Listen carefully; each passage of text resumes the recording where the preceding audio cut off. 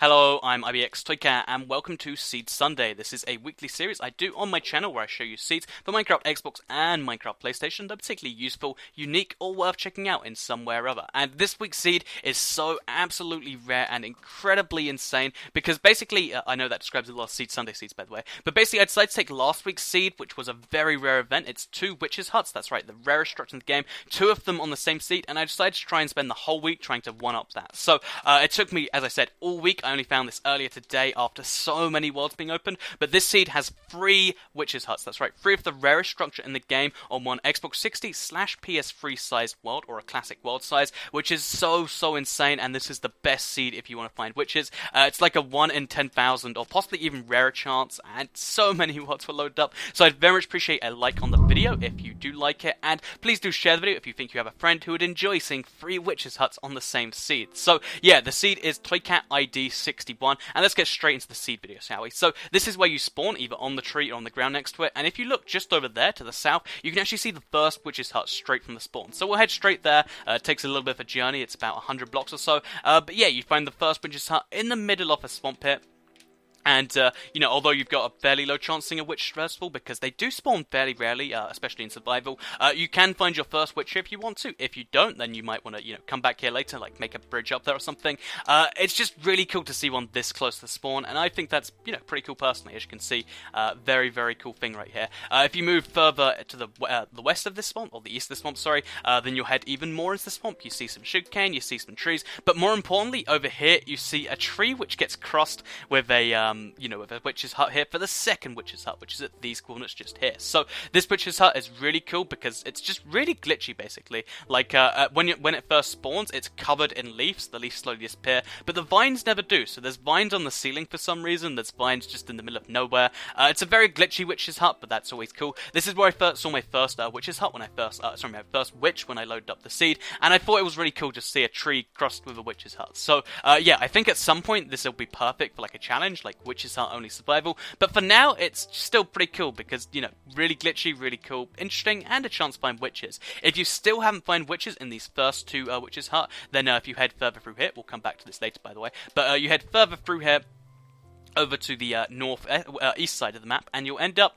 in a little bit of like a swampy island type deal. By the way, it's impressive how this is 3 witches' huts, but it's not even like all swamp map. Like the 3 swamps are all quite small and they're quite separated. I think that's kind of cool personally. But yeah, so if you look through the swamp, you'll be like, oh, there's no third witch's hut here, unless you go all the way to the east just before it changes biome. You'll see this third one just here, again at water, so you're gonna need to make a bridge or something. But here is your third opportunity to find witches, and even if not, you've still got a crafting table, cauldrons, and all that sort of stuff. So a lot of people are wondering, I can't actually see witches when I play in survival. What you just have to do is you have to wait for it to happen. It seems like they'll spawn at first and then they won't do that, so you might want to head straight to these witches' huts if you want to have a chance at finding them. It's something I've noticed, like once you see one witch from a witch's hut, you won't see any more. So just make sure you keep an eye on that. But yeah, here's the third witch's hut. Quite far away from the first 2, but still 3 in 1 seed, which is just mind-blowing. It blew my mind when I first found this, like I said, and yeah, it's a really cool placement too, because there's nice little lily pad thing here. You can make a lily pad bridge over to the jungle, or over to there, depending on where your house is, and it's kind of a nice thing, but that's not where this seed ends, and if you see the title, then you probably know where else this is going, because it's a pretty cool seed in some other ways, like for instance, just to the the east of this little witch's hut over here, there's a big hole in the ground, and this is a really cool way to mine diamonds, because normally you're at Y64 up here, so you're like 50 layers away from diamond, but if you're willing to just go down here, make a ladder or something like that, then you can get all the way down to Y32 and be just 20 layers away from diamonds, or even more if you go down here, which I think is quite a cool start right there. It's just a nice deep ravine. There also is a second ravine going through here, so lots of ores, lots of exploration opportunity, and if that's your thing, then that's probably going to be your thing, like I said. But if we move away from that, then we head into the Nether. Basically what you want to do is you want to head all the way into the center of this map if you're going to the Nether, because there is a perfect Nether placement which I found just right here at these coordinates right here. So as I said, very close to the center at x12z-20. You want to build a Nether portal here, because if you do, then you'll end up in a specific part of the Nether which is conveniently placed just over here. So this is a really great place to start because it's a lot of surface area from which to build on. You can see some blazes, you can see some wither skeletons, all that sort of stuff. You might want to build like a protection from ghast, but it's quite nice in general. You've got the big ceiling here, which makes ghasts less likely to spawn. But the cool thing about this Nether, the thing that makes it really cool, is basically every time you reset your Nether, you get 8 diamonds. Because if you dig down a little bit, like make a staircase down here, you'll see that there's a diamond in this chest, as well as diamond horse armor and a saddle, which is a really cool first chest. Then just over here, there's 3 more diamonds, 4 diamonds, and then 5 diamonds, plus gold horse armor and flint and steel, which is again quite cool. Heading over here, you see some iron bars and a saddle, which is always nice.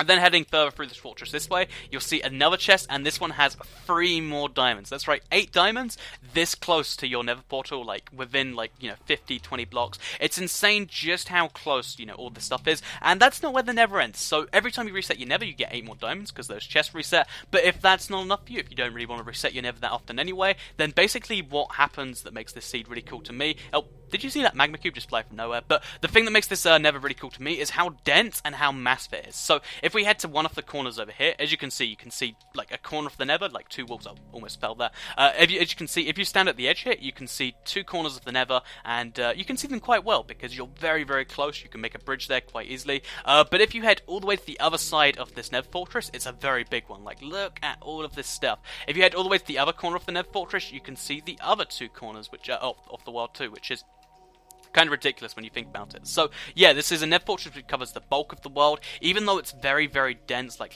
just look how much Nether fortress there is here. In addition to that, there's a few blaze spawners around the place. It's everything you could want in a Nether fortress, including a little bit of glitchiness, like right here, and it's a very weirdly built Nether fortress. If you like dense Nether fortresses, you like it just kind of covering the whole Nether, then this is great for you. And yeah, I definitely recommend it in that regard. So I have one more thing to show you besides the insane 3 witches huts, the really cool Nether which has 8 diamonds and just a really well built Nether. But there's also one more thing I'd like to show you. So we head back to the real world and head closer to the spawn actually, which we can actually mark with our beacon, which is why we do that, by the way.